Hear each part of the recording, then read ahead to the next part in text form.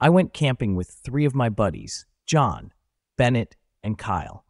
We do this every year. It's kind of a bro trip to reconnect with each other. We were all fresh out of college and decided to go to our yearly camping trip in August. We are from Oregon and ended up camping in the woods there like we usually do at the same point. The first day was great. We set up our spot, explored the area, and by the time the sun was setting, we set up a campfire-made dinner. After a few, too many beers and some s'mores, we decided to go to sleep. It was a perfect way to end the day. Our second day was basically the same thing: hiking, food, one too many beers. But this night, we ended up being not so perfect. I remember watching some videos on YouTube, and we were laughing, and it was interesting. As we finished the rest of the beers, we were wrestling around with each other like guys do, and John stopped messing around and froze. Everyone was confused, but John claimed he heard something nearby. I told him it was most likely a squirrel, and he said, "No, it was most definitely not." He was scaring me at this point, and I decided to resume the tackling session, and I took him down. We forgot about the whole thing until about 10 minutes later. We were tired from wrestling and joking around, so we decided to put the fire out and head into the tent. We had a 6-person tent for anybody wondering, so we were all in one tent. Just as our only light source, besides our flashlights, went out, I heard a slight cackle. I assume it was one of those boys because we were all clearly a bit buzzed, so everything is fine. I wanted to see what was so funny, so I turned the flashlight directly into Bennett's face. I thought he was the one laughing. Bennett's face was white as a ghost. He looked at me and said, "Did you guys hear that?" I said, "The laughing," and Kyle said, "That wasn't you." We were all shaking and decided to go into the tent, silent. As we got into the tent, I pulled out an axe that I used to cut the wood. It was the only source of protection we had. I was on the very end of the tent with Kyle and John, and in the middle was Bennett. We were all silent, but I knew we were all wide awake after hearing the laughing. We weren't exactly at an actual campsite, where there were other people around. We just walked into the woods, found an open spot, and set up camp here. We were about a mile from our car with barely any cell signal, so I guess you could say we weren't exactly in the safest position if there was a crazy maniac around. I got tired, so I dozed off. I have no idea how long I was sleeping before I heard laughing again. It's hard to describe other than it sounded menacing. It was frozen, and I didn't move. I didn't even try to look over to see if my buddies were awake. The axe was under my pillow as I mustered enough strength to move to get the axe. I saw what looked like someone's finger pressed up against the tent, circling around the tent. Someone was definitely outside, walking around our tent, laughing. When they got to the front part of where the tent entrance was, they stopped. About 5 seconds went by before the person furiously shook the tent and screamed. That's when I knew my buddies were awake as well, because Kyle screamed like a little girl right after. Whoever was behind the tent laughed and again walked off.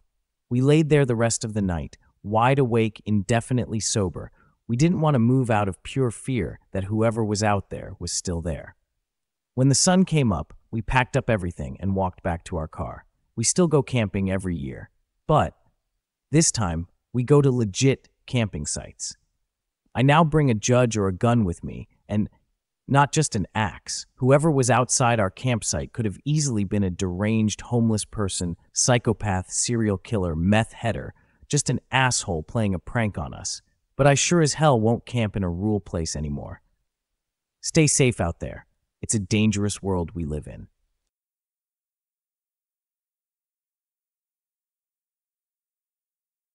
This experience happened to me while camping in the wilderness of eastern Washington near the Canadian border.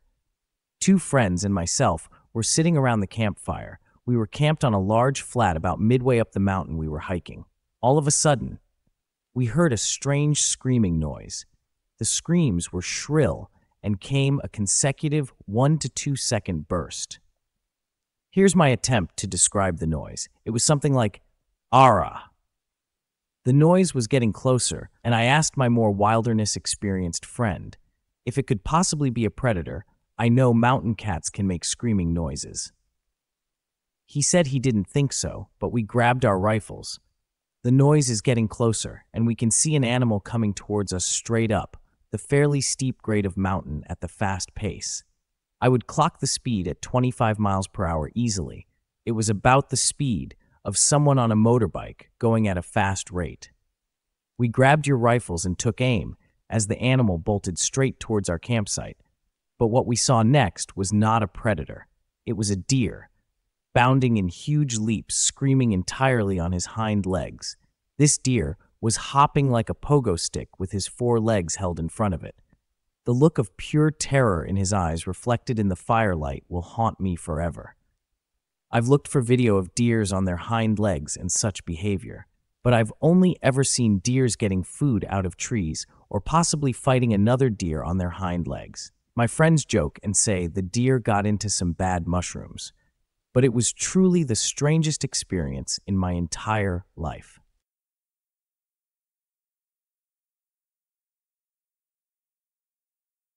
In my town is a stretch of road down a valley along a river. It's a gorgeous drive, probably only 15 miles into a dead ends at a nature center where there's a lot of trails to hike, and people spend a whole weekend out there camping, fishing, and hunting. Cell service cuts off about halfway there, but I drive the road all the time. It's a good drive to take while infant naps in the car, and my toddler likes to look at all sorts of wildlife along the way. There are a few houses along the way, mostly tucked up into the side of the mountain, hidden in the trees, but we usually pass a few people along the road for a jog or walking the dog. One morning, the baby falls asleep in the car, so we take a drive to the nature center and back. Looking for a moose or an eagle, it's about -6 Fahrenheit. The roads are kind of icy, but not too bad. We get to the dead end, turn around, and head back towards town when about a mile down the road. I see 2 people walking along the shoulder. Not unusual, it's a pretty morning. But as I got closer, one of them jumps out into the middle of the road, frantically waving me down.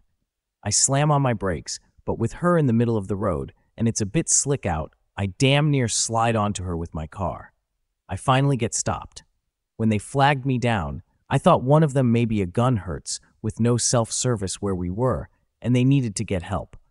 I cracked my window, and the 2 of them immediately ran into my car.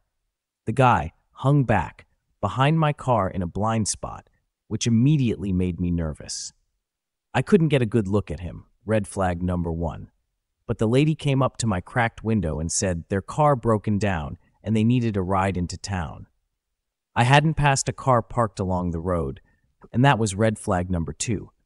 I explained that I had my kids in the car, so I had no room, nor was I comfortable having strangers in my car with my kids, which just made her mad. I offered to call a cab or an Uber, but she refused those and then just started trying to open my door, which thankfully was still locked. The guy behind my car started yelling and cursing at me, so I just said sorry again and drove off. As soon as I drove far enough to get a cell signal, I called the non-emergency police line to let them know about the strangered hitchhikers. Turns out the police were looking for them because one of the homeowners along that road have found them sleeping in his car. They were trying to get back in the town to disappear before the cops found them, but the cops didn't find them. I had kind of brushed it off until a week later, after watching the evening news. They were a featured story because they were a husband and wife, and he murdered her and then tried to frame it as if she had tripped and fallen down the stairs. There was not a doubt in my mind that if I let them into my car or they successfully forced their way in, he would have killed me too, just for my car.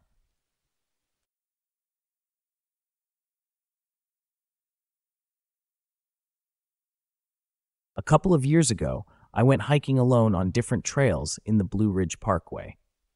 For some reason, I thought it would be okay for a 20-something woman to go alone. Stupid, I know. I always visited Mount Mitchell, so I made the trek up there. This was on a Monday, so there weren't a ton of visitors. The path to the summit is paved, so it is fairly easy to walk, but it is a bit steep. I was a smoker at the time, so I was quite out of breath. I finally got to the top and stood to the side trying to catch my breath, and I see someone very close to me, out of the corner of my eye. I look up, and it's a man, probably in his late 40s, greasy and dark brown hair. He says, "Hey, I know she took a while to get up here, and you're breathing really hard. Are you okay?" I was kind of taken back, but I replied saying I was fine, that I'm a smoker, and I kind of laughed to make light of the situation. He stood there looking at me, so I made a little nod to let him know that I was going to walk away. I walked over to the podiums that show you the direction you're looking and what mountains and cities are the way in that distance. He followed me. He started talking out of nowhere about how he had recently been divorced and was part of a men's group that traveled around the country to lots of famous tourist spots. He asked me where I was from, and I told him. He proceeded to tell me really intimate details of why he got divorced. He told me how he suspected his wife was cheating on him, so he hid in the closet one night and caught her and a coworker in bed together. He grumbled they both paid dearly for that night. I tried to make it visibly obvious that I was uncomfortable, but he kept talking and asking me questions without pausing to let me answer. I came to the conclusion that he was simply lonely and wanted someone to talk to. Then I realized there was no one else with this man the entire time. And I hadn't noticed any men's group, but maybe they split up and went their own separate ways for a while. At any rate, I became increasingly neuro-nervous, so I let him know that I was going to head back down to the gift shop. Again. He started following me.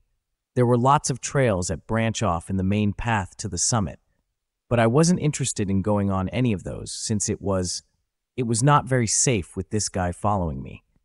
I wasn't walking with the man now, but he was following me. He called to me loudly, "Hey!" I turned around. He was grinning ear to ear. His hair somehow looked even greasier, he said. "Why don't we go walking on one of these trails that I could show you a really good time?" I replied. "No, thank you," sternly. I looked to my left, and there were two elderly women sitting on a bench. I realized they had been watching us. One of the women called to the man, "I think it's time you let the young lady get going now." I gave her a soft smile and a nod. I turned around and walked at a brisk pace down the path, passing the gift shop, going straight to my car. The man hadn't followed me. That was my last take of the day, and I'm glad that nothing worse happened to me that day while I was alone. I definitely won't go on outings like that by myself anymore.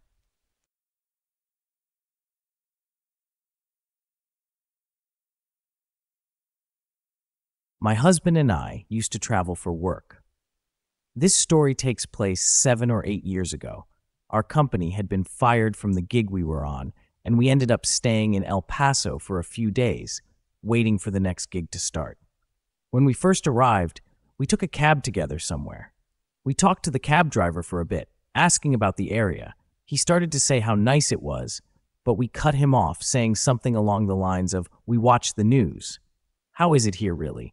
He told us that we were pretty safe during the day, but shouldn't walk around at night, and women shouldn't really walk around alone if they can help it. No problem. I was planning on sleeping as much as possible. Husband starts getting antsy after a day or two, and he decided to go for a hike. He's not exactly an athletic guy, so I tried to talk him out of it, but he assured me he wasn't going to do anything crazy and laughed. He came back a few hours later with a shopping bag. I rolled my eyes and laughed, thinking he changed his mind and decided to buy some video games instead. I was partly wrong. He called a cab and asked the driver to take him somewhere he could hike. The cab dropped him off near some foothills, and he started walking. As he started to climb a hill, he noticed what looked like military men. They called to him, and he went over. It was the National Guard. They started questioning him about what he was doing. He tried to explain that he was going for a hike, and they didn't seem to believe him at first. So he said, "No, really. I'm from out of town. I wanted to explore. I'm just going for a hike." They laughed and said, "No, you're not." They explained that if he had made it to the other side of the hill, he would have been in Mexico, and they were currently in some banditos having a gunfight. They asked him how he had gotten there, and hearing about the cab, told him the driver was setting him up to be at least robbed, maybe kidnapped, or even killed. He concluded a story with, "So I decided to go to Best Buy instead. Thanks National Gargers for saving my husband and cab driver. I hope you never drop anybody off in the woods for dead again."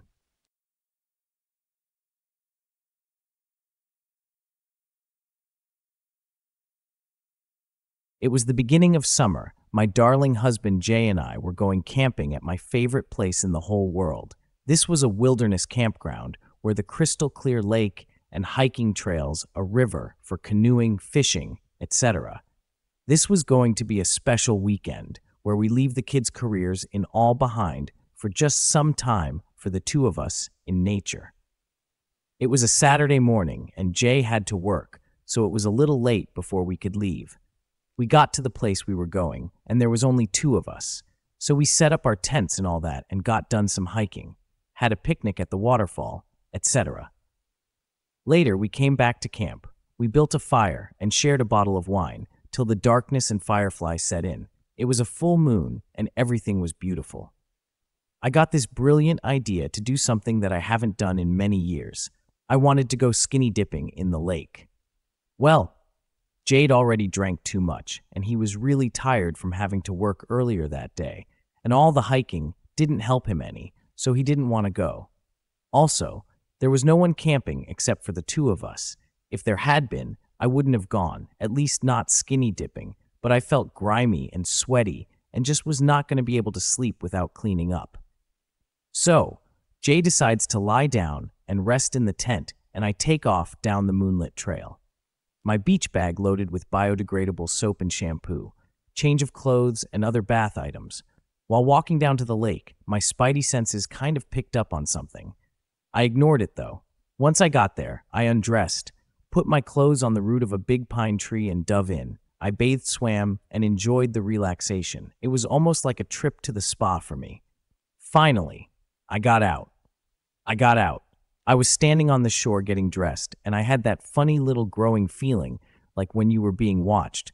My concern was not a person. This time of the year we had not seen a soul all day long, and no one lived close by. My concern was that there could be a bear or some other wild animal. Just to describe the lake kind of sits in a bowl. There is a cliff, but is not a steep cliff. It slopes. There are trees and forest around it. This is relevant. So, while getting dressed, I looked up toward the cliff, and my heart felt like it was about to stop. A person stepped out of the shadows of the trees.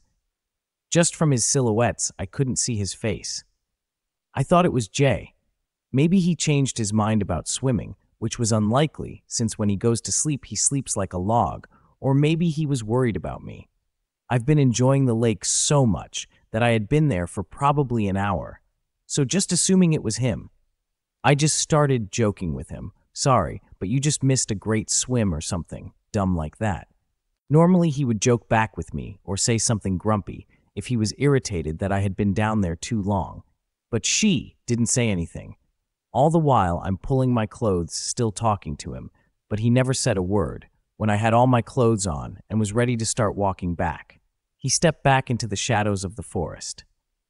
At that point, I was pretty sure it wasn't Jay, so I grabbed my stuff and ran down the trail as fast as I could.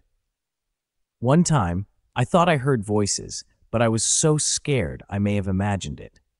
I got back and Jay, of course, was sound asleep. I was ready to pack up and go home, and thoroughly creeped out. But he was sleeping, and I didn't want to get him up. I didn't sleep at all that night until he got up the next morning to make coffee. Every noise I heard during the night, I thought it was whoever that guy was, watching me again. Jay was very upset and scared for me when I told him what happened, and we hied to the place where I saw the guy standing.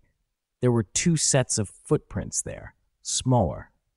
And, from what I could tell, he had probably been there a while. That was one of the scariest experiences I've ever had. I think about how vulnerable I was in the lake that night, and still creeped out that some guy was just watching me swim and watching me get dressed.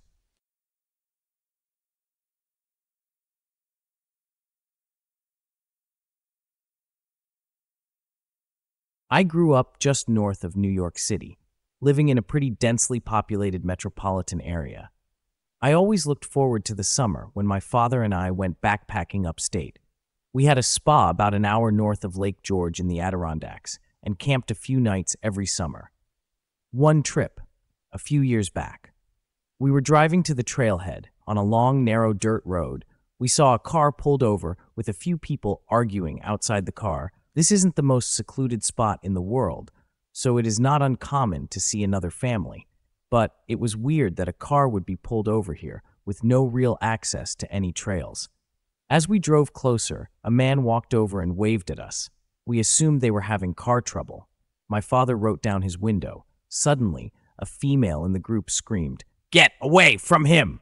The man suddenly had a serious face and began sprinting towards us. He was tall and well-built and moving quickly. My father slammed on his brakes and quickly pulled the car into reverse. The man stopped and let it aside. We just sat there, parked, confused. The man reached towards us. We were a good 10 or so yards away. Then he darted off the road into the woods. Cautiously at this point, we drove slowly to the parked car. There were 3 women crying.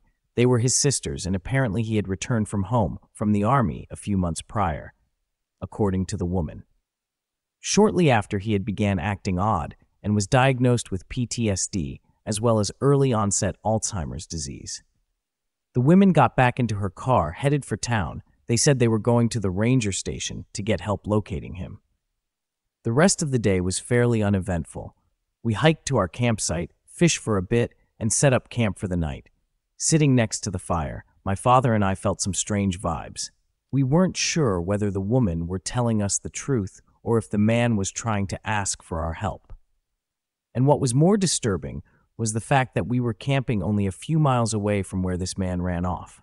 We weren't sure if he was violent, armed, or if he had followed us.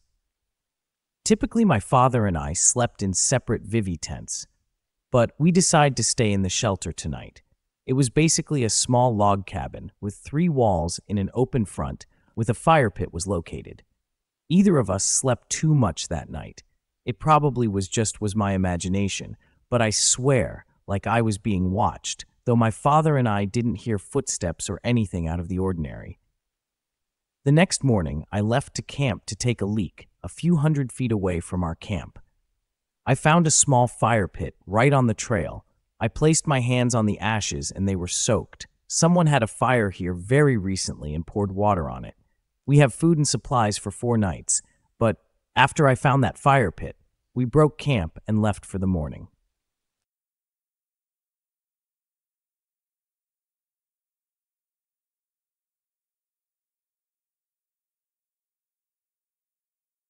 I had an interesting experience while camping with my husband a couple of weeks ago. It was a nice driving campsite, a corner spot next to some other campsites in woods on the other 3 sides.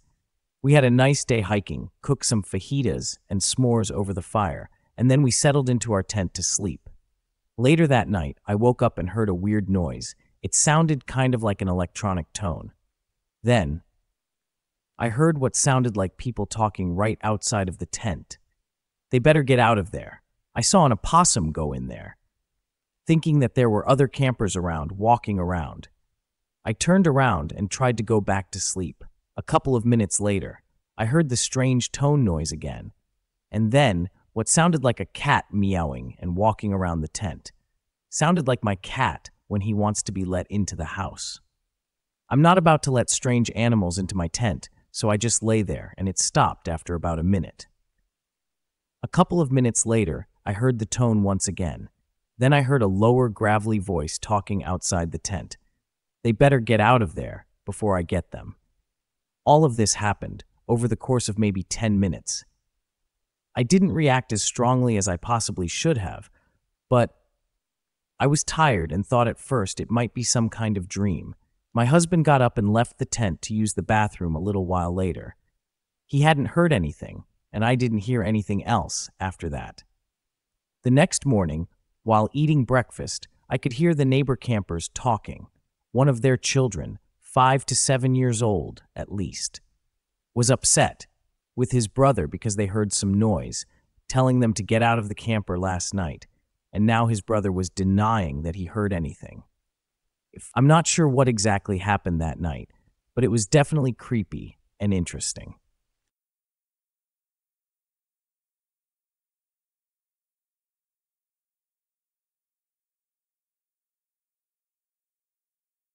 In July of 2016, my family and I took our motorhome out to Oregon/California coast. We go here as much as we can, and we hike the Redwood Forest trails by Crescent City, California at least once a week. My friend went along with us on this trip. She and I decided to leave my husband and my in-laws to a quiet afternoon and take my rambunctious boys on a hiking trail. We were going to go on when we always did, but there were so many with people all around, we chose to take another one. As we were hiking, my kids were going up and back a bit, and I was scolding them about getting too far ahead of me and that they could fall and I need to be closer to them.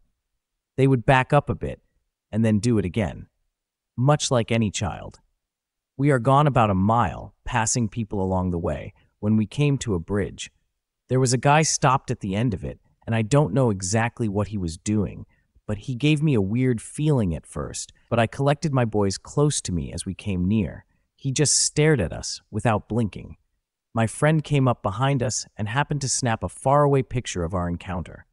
As we reached the end of the bridge, I had all my kids with me, and he was still just staring.